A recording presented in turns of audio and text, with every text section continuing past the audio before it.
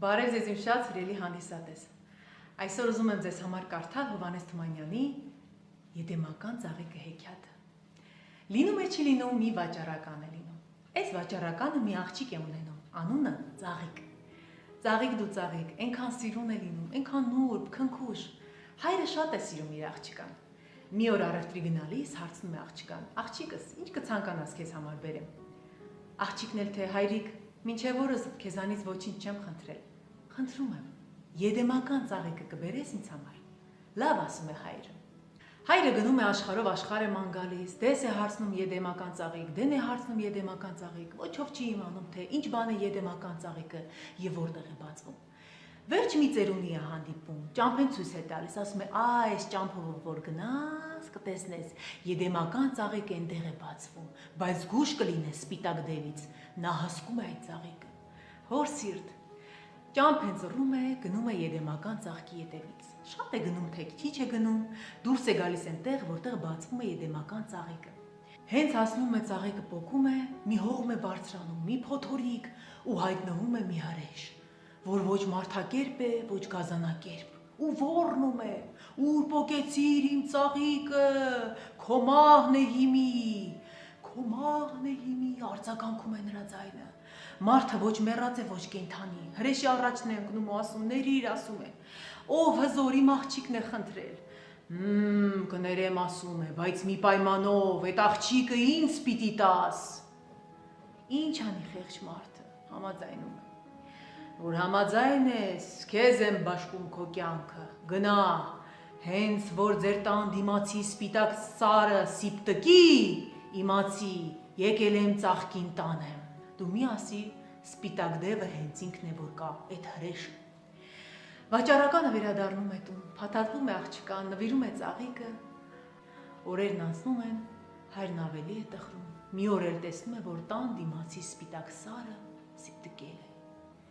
Լաց է լինում ու պատմում եղելությունը, թե այսպես ու այսպես, ես էլ խոսք եմ տվել, հիմա դևը պետք է գա ծաղկին տանի։ Բան չկա, հայրիկ, դու լաց մի եղիր, ասում է ծաղիկը։ Ես կգնամ դևի հետ, ինչ կլինի, թող լինի։ Դու մի ասի, դևը արդեն կոտրել է դուռը ու մռնչում է։ Ուր է ծաղիկը, ուր է, ուր։ Մռնչում է ու նրա սառը շնչից դողում է ծառերը, աշխարհը գունատվում է։ Ինչ պետք է անեն խեղճ մարդիկ։ Զուգված զարդարված եդեմական ծաղիկը ձեռքին, ծաղիկը դուրս է գալիս եւ տնվում սպիտակ հրեշին։ Հրեշն էլ սուրալով, չարախին ծիծաղով հափշտակում է ծաղկին տանում է Մասիսի մեծ վիհը։ Այնտեղ Մասիսի անմատչելի վիհում իր սառը աշխարհում կանգնած էր սառցեղեն ապարանքը։ Ծաղիկին էլ տանում է ու փակում է իր բյուրեղյա ապարանքում։ Այսպես ամիսներ են անցնում։ Մի օր էլ գարնան շեմին դևը տանից դուրս է գալիս։ Ծաղիկն էլ փախչում է տանից։ Դևը գալիս է, տեսնում է ծաղիկը չկա, մռնչում է, կատաղում է, օծի պես սուրալով ընկնում է իր հետևից։ Աղջիկն արդեն արագածի ստորոտն է հասած լինում, տեսնում է դևը իր հետևից գալիս է, գոռում է, կանչում է, սարսափից օգնություն է կանչում։ Այդ կանչելու հետ Աստծո հրամանով առաջը մի դուռ է բացվում, այն դռնովը մտնում է սարի մեջը ու դուռը նորից փակվում է հրեշի առաջ։ Ավելի է կատաղում սպիտակ դևը, մռնչում է, լայն թևերը բամփում է գագաթին ու գոռում.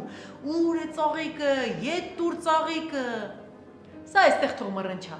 Գնանք տեսնենք ծաղիկը, որ այն կախարդական դռնովը ներս մտավ, ինչ եղավ։ Ծաղիկը այն կախարդական դռնից, որ ներս է մտնում, թե չէ, դուրս է գալիս մի դրախտային այգի, որտեղ հազարավոր ձայներ են երգում։ Զմրուխտ պալատում, ոսկի դագաղում, պարկած է արին, ոչ մեռած, ոչ քուն, պարկած է մինչև օրը ցանկալի, նա կգա ու նոր սիրով լի կարտասվի անուշ ու համբույր կտա։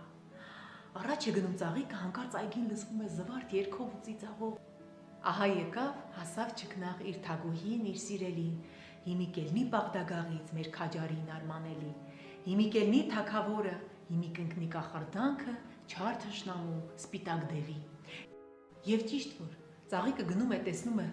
այգու մեջ մի զմրուխտ պալատ, պալատում մի ոսկե դագաղ, դագաղի մեջ մի գեղեցիկ երիտասարդ տղա, որ ոչ արթուն է, ոչ քնած է, հազիվ է շնչում, մոտենում է, չի դիմանում սիրտը, լաց է լինում եւ համբուրում է տղային։ Արցունքի կաթիլները գլորվում են երիտասարդի դեմքի վրայով եւ հանկարծ երիտասարդը աչքերը բացում է եւ կանգնում է, կարծես ոչինչ էլ չէր եղել։ Տղան աղջկան տեսնում է, թե չէ, միանգամից սիրահարվում է։ Ո՞վ ես դու, չքնաղ աղջիկ, ինչպես ընկար այս աշխարհը։ Աղջիկը պատմում է, որ այսպես ու այսպես գերի է եղել սպիտակ դևին, հիմա դևը գալիս է իր ետևից ու հալածում է։ Լսում եմ նրա դաժան ձայնը, ասում է Արմանելին։ Ինձ էր կախարդելու գցել էր այս մահանման քնի մեջ։ Պետք է մեկը լիներ, որ նրա չար կախարդանքը վերացներ։ Դու եղար այդ մեկը, սիրուն աղջիկ։ Արին Արմանելին վերցնում է իր կայծակ թուրը ու գնում սպիտակ դևի վրա։ Երկու թշնամու ուժեր բախվում են իրար ու սկսվում է կռիվը։ Զարկում են, զարկվում են, երկինք ու գետինք իրար են խառնվում, դղրդում են հիմքերի հիմքերը։ Սպիտակ դևը մութ ամպերում որոտում է, իսկ Արին Արմանելին ահավոր որոտում ու շողացնում է կայծակի թուրը եւ հաղթում թշնամուն։ Կռվի վերջում պարտված ջարդված սպիտակ դևը վշշալով ու թշշալով քաշվում է նորից իր մռայլ թագավորությունը, Մասիսի այն մեծ վիհը եւ դարձյալ փակվում իր բյուրեղյա սառն ապարանքում։ Ու աստվածային հանդես է բացվում Արաքսի հովտում։ Արին Արմանելին պսակվում է ծաղկի հետ, բնությունը առատ ծառ ու ծաղիկ է շռայլում, աշխարհը լցվում է խինդով, ծիծաղով, մանկան կանչով եւ աշխարհը մնում է գեղեցիկ հաղթողին։ Ահա այսպես